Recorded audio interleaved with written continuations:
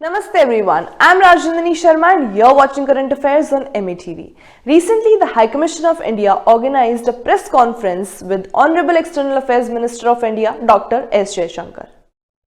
There were many journalists who were present at the press conference and asked questions about UK and India relations in future. Let's see what Dr. S. Jaishankar said about the relations in future of UK and India.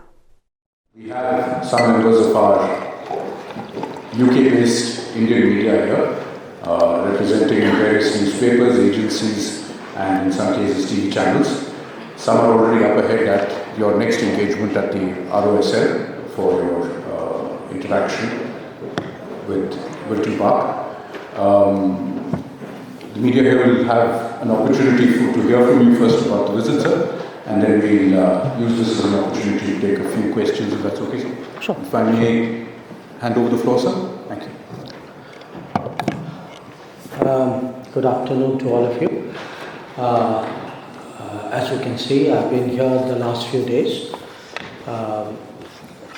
Basically, it's been a visit after a bit of a gap. I was here a few years ago, and a lot of things have happened in the relationship since then. So it was important that we had this interaction at this time. My counterpart had actually been to India twice this year, and that too was a factor in my choosing to visit at this time. On the day after I came, which was Sunday, Deepavali, I had the opportunity to meet the Prime Minister and Mrs. Sunak. They were kind enough to invite us home on the Deepavali day. We had a discussion on obviously our ties as a whole, but some of the more pressing issues of our times, both bilateral and what's happening in different parts of the world. That evening at the High Commissioners met a number of officials and others who in some way or the other are associated with our ties. They included the previous Foreign Secretary. He was Foreign Secretary that day, Mr. Cleverly. His deputy, Minister Tom Tugendhat, the Chief of Defence Staff, Admiral Ratkin, and a fair sprinkling of people from business, from different walks of life, people who in one way or the other contribute to the expansion and deepening of our ties. Then amongst my ministerial meetings, you would have seen that I met my new counterpart, Foreign Secretary David Cameron, also Mr. Cleverly in his new responsibility as Home Secretary, and the Defence Secretary Grant Shapps, and coincidentally he also happened to have a telephonic conversation with our Raksha Mantri Rajnath Singh Ji that day. With other meetings, I think of official nature included a meeting this morning with the National Security Advisor Tim Barrow, and I met the leader of the opposition. That was my engagement just a little while ago, K. Sharma, also the Shadow Foreign Secretary David Lammy. So all in all, I think these meetings have, of course, been helpful in terms of assessing the state of our relations. A lot of that is focused around the FTA, but while that is very important, there are other aspects of our bilateral ties too, which we touched upon. And there are, then I think some of the conversations at least focused on the contemporary challenges, what is happening right now. In West Asia, I think there was a great deal of interest in getting our sense of the Indo-Pacific, what's happening in our own immediate region and neighborhood, the Ukraine conflict, the prospects out there. So these were broadly the subjects which came up. I think some of you also know I had an opportunity to attend the Deepavali reception, which was hosted by the High Commission, met prominent members of the Indian community there. I have one more event now at Wilton Park, and after that I will be going back home. Overall, I would say for me this was timely, it was much needed, because these personal interactions do a lot really to develop an understanding between countries, and I was very satisfied. I thought the British system really made an effort to engage at all the relevant levels, from the Prime Minister downwards. I think that itself is a statement of the closeness of our ties today. On my part, I go back reasonably satisfied with the state of relations, but clearly very determined that the goals we have set for ourselves, our shared desire to take the relationship to the next level, that is something that we need to work to make happen. So why don't I, perhaps High Commissioner, stop there, and if there are questions, I'd be happy to respond. Start with the lady first, Aditi.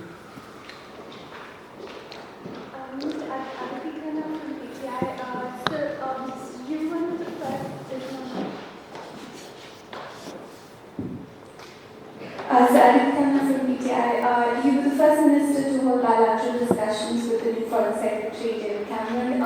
So what was your sense, having met him, in terms of specifically the Khalistani extremism issue?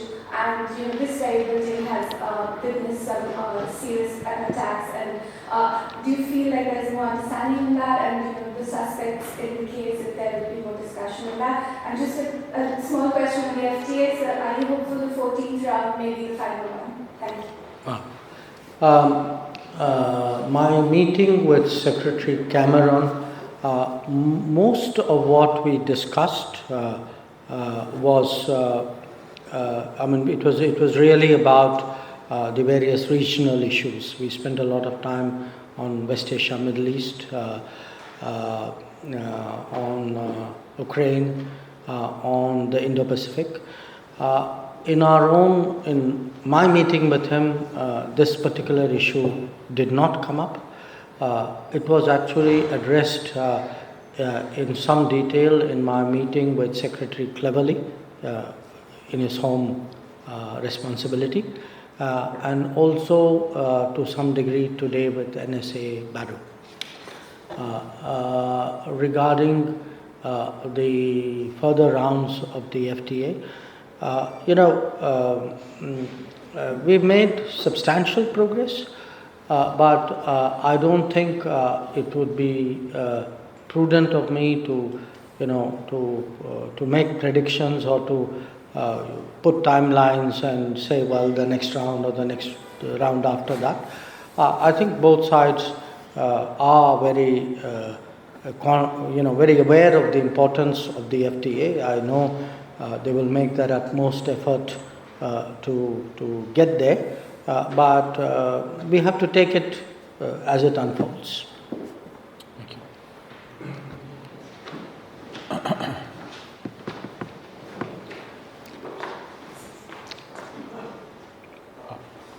Sanjay Suri from CNN News 18. Is India's policy on the Middle East still on course and committed to a two-state solution? Yes. I can explicate if you wish. We have maintained and we continue to maintain that the Palestinian issue requires a resolution. and that resolution has to be a two-state solution. And that two-state solution needs to be arrived at through a direct dialogue, direct negotiations between the Palestinians and Israel, and that the resulting state which emerges from there, the Palestinian state, should be a viable state. So that is actually our position. In terms of, I assume from the way you phrased your question, you are asking this in the context of the ongoing developments. The ongoing developments generate their own set of issues, and a lot of that is focused around the humanitarian aspect, the need to provide relief to those impacted, the need to minimize, ideally avoid civilian casualties, and the importance of observing international humanitarian law.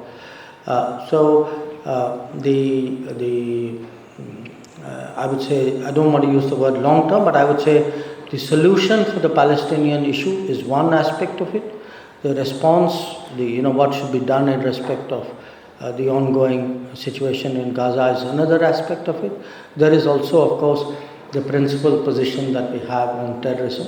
So we have to find a way really that all these are fully and fairly captured. I think that would be our position. Sriram from the Hindu. Sharma from Hindu. Thank you for doing this. Two questions. One, an addendum to what Aditya asked about the Khalistani issue. Has there been a change in your assessment of how the UK is handling Khalistani activities within its border in the spring this year when there was trouble including around this building?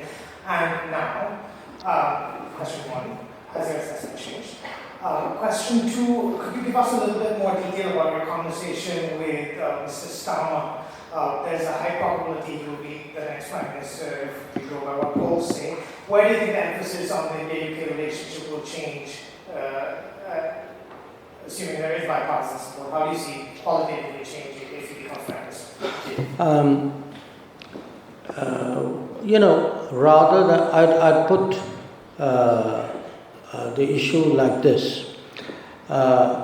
We've had long-standing concerns about extremist and sometimes even violent activities of various forces, including those who propagate Khalistan. For many years we had been taking it up. I'm now restricting this to the UK. Trying to get the government here to understand that while we certainly as a fellow democracy understand the importance of freedom of expression and of speech, they should be on guard against the misuse of these freedoms, to threaten diplomatic representation in the UK. And to advocate causes in a manner in which it would justify violence and extremism. I think after the incidents which happened earlier this year, I think the gravity of the situation is sharply recognized. We have seen some steps taken as a consequence of that. It's not a static situation where we say there's this problem and there's that response. I think it's obviously a continuing issue and it has different aspects of it. Some of it also related to the High Commissioner's own travels here within the UK. So our expectation is that the government here would give the fullest protection to a foreign diplomatic mission, would do it in a manner in which it would allow our diplomats to carry out their activities in a unrestricted manner. And that keeping in mind the relationship itself, also take a firm stance against advocacy of violence and of extremism. Your question regarding the leader of opposition, Mr. Keir Starmer, we had a very, very good chat. He was keen to get an understanding of the state of our ties, where we had made progress, what is it which is currently on the agenda. We spent some time, I spoke to him about the FTA. He wanted to know a little bit about that. But the relationship as a whole, I mean, the people-to-people exchanges we have, students, technology, innovation. We spent some time talking about health. He recognized in particular that our health collaboration actually had an enormous impact in terms of a global response to the COVID. I would say I found him very enthusiastic about developing this relationship further. So I can certainly assert with a high degree of confidence that our relationship certainly is a subject of bipartisanship in this country, and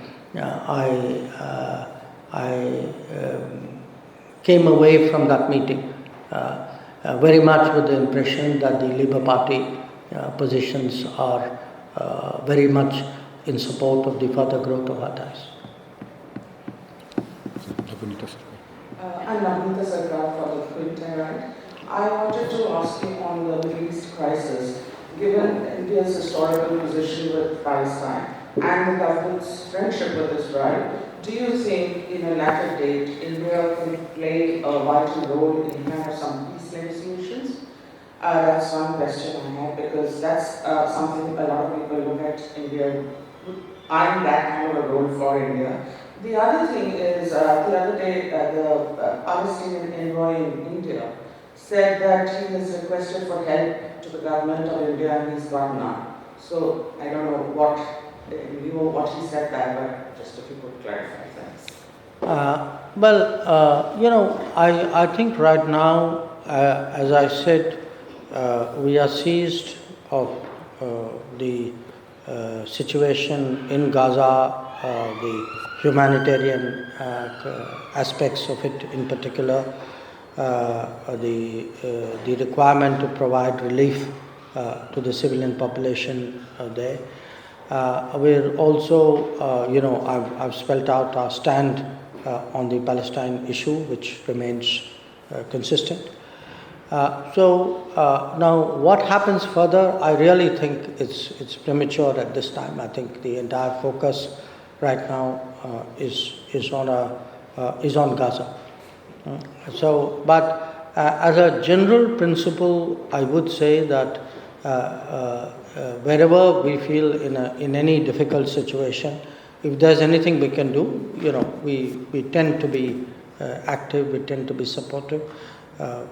You spoke about the Middle East too. We have tried, the same constructive demeanor we have brought to bear in some other situations as well. Regarding what has India done, I don't wish to comment on somebody else's comment, particularly if I have not seen the entirety of it.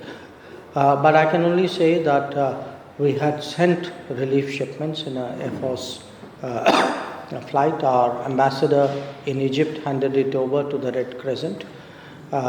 We were sending the next shipment, then we saw there was a bit of a backlog because the trucks were not going in with the frequency which people hoped they would.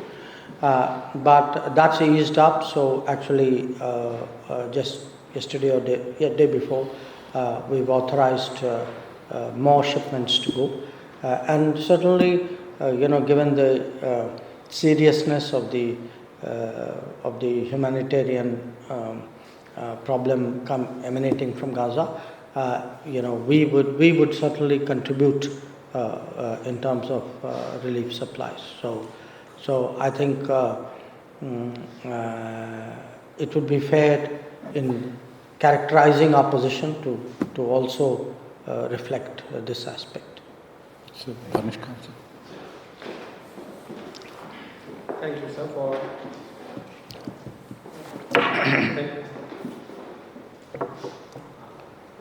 Thank you, sir, for addressing us. Danishman from Control. It's a bit old question, but the Russia-Ukraine war when it started, there was a lot of hue and cry about India's position, and it seems that we were being painted, New Delhi was being painted as someone who's not taking a firm stand in the interest of peace, so to say. Do you think now the situation is such that the world at large has come to understand India's position? We have been able to effectively put our message across. And what would be your thoughts on the way India negotiated this? And just another question, because you are in UK, there has also been this issue about a lot of fugitives coming to United Kingdom and staying here. Those cases still persist. We have won the judicial victory, but it has not translated into some concrete action. So I was wondering if you could speak about that. Thank you so much. Okay. I would differ somewhat with some of the phrases that you used in that question, because you said that there was criticism of us because we were not taking a firm stand on peace. Actually, there was criticism of us because we were taking a firm stand on peace. The most public articulation of that was with the Prime Minister himself. The issue as we saw it was that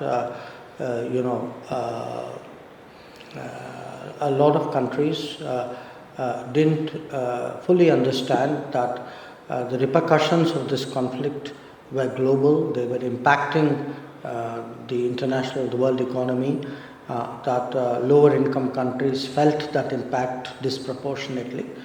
And it was important that we ensured, obviously for ourselves, but even for other developing countries, that to the extent some of these negative implications could be mitigated, that we could try and do that. I think if one looks now a year and a half later, my own sense is there's a broader understanding and appreciation of the position that we took. Certainly, as a very major energy consumer, it was important that our policies and our choices did not have the impact of further raising energy prices. So if there was limited energy in the energy markets, it was useful that these were distributed in a way in which prices remained more stable. And I think those who view it from both the energy and the inflationary aspect of those choices would recognize the validity of the decisions that we made. On those who have faced charges here for offences that they have committed in India, I think there's been a continuing dialogue with the authorities in UK on this matter. And I would tell you that yes, it was a subject that came up in my discussions as well. So last one, sir, from Naomi. Hello, Canton Times of India. Welcome. My question is, in The Guardian, I don't know if you saw this report, which said that you had apparently met David Cameron and pressed for more evidence against the suspects in the protests outside the High Commission in London in March, because the NIA is seeking more details of these suspects under the Mutual Legal Assistance Treaty, and that India was worried the protests were connected to Pakistan or terrorism. So my first question is that report in The Guardian correct? No. No. No. Okay. The report is not correct. Did you discuss it with Cameron? No. Okay, so the report is not. I clarified, I discussed some of this with Mr. Cleverly in his capacity as the Home Secretary. Yeah. And also with the National Security Advisor. Yeah. Not necessarily in the terms which have been reported, but broadly the subject was discussed, but not with Mr. Cameron. Okay, yeah, that's what I thought. And also I wanted to ask you, could you give a bit more details about what you spoke about with James Cleverly, just a bit more details? Thank you. With Secretary Cleverly, part of it, of course, was he was for me a very good counterpart with whom I had a great working relationship, obviously, while his responsibilities have changed, I certainly valued all the energies and enthusiasm that he brought to bear on our relationship, and he assured me that even in his current capacity he would be very much a supporter of deepening our ties. In terms of the specifics, the agenda between Home Secretary Cleverly and me as Foreign Minister, we discussed mobility issues. As you know, we have a mobility and migration partnership agreement with the UK, and how to in a global economy where the workplace is becoming more seamless, it is necessary to ensure that there is unrestricted mobility of those who are legally entitled to move. How do we set up such a regime is something which we discussed. So it was more in the nature of the confidence the two systems have, the comfort that the two systems have in creating such a regime clearly of those who are legally empowered to move between the two countries. We also, as I said, discussed the activities of extremists and others who have sought to impede normal diplomatic activities in this country, and also the security of the High Commission and of our personnel. So these were some of the subjects which came up with you. Thank you, sir, for taking our time for interacting with the friends from media.